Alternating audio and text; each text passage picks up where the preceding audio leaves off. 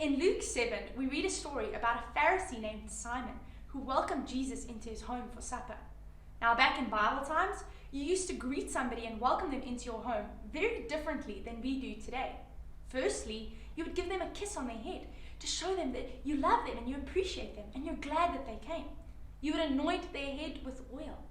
And then, because there were no tar roads or any cars and people wore sandals, their feet would get really dirty. And you used to sit on these low cushions close to the floor. And so the person next to you's feet would get quite close to you. And so you would either give your guests a bowl of water to wash their feet with, or you would get your servant to wash their feet.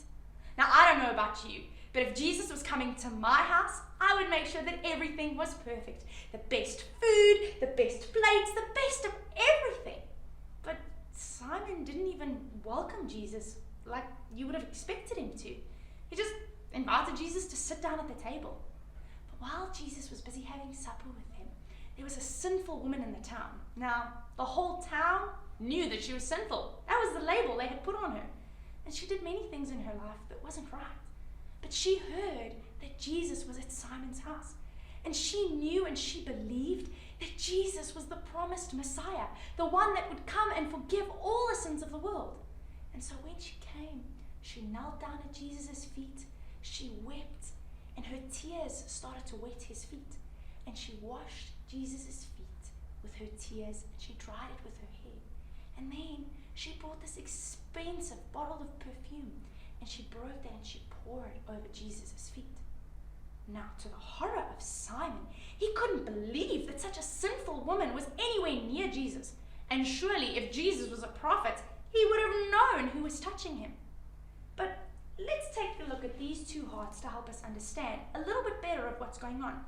You see, everybody knows about the sinful woman's bad actions, and everyone is judging her. Simon, on the other hand, he's a Pharisee. He knows the law of Moses, and he teaches that to the people, and he follows all the rules, and he does everything right. And if you had asked Simon if he had any sin in his life, he would have said no. Remember, the Bible tells us that all have sinned and all fall short of the glory of God.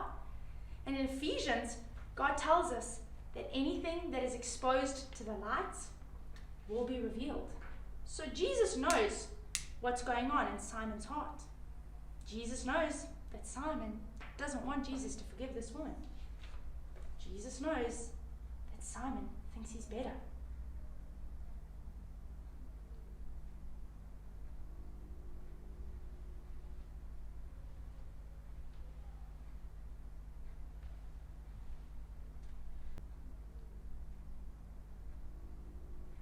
So do you see?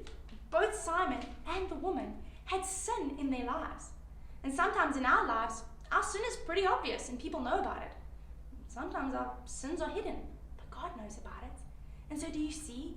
We are in need of Jesus too, in need of a Savior, in need of forgiveness.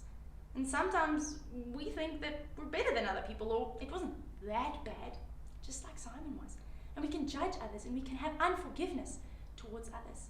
But we do remember that Jesus came and Jesus died to forgive us of our sins, the things we've done wrong. And when we remember that and we accept that and we ask him to forgive us, then we will walk his way and we will forgive others too.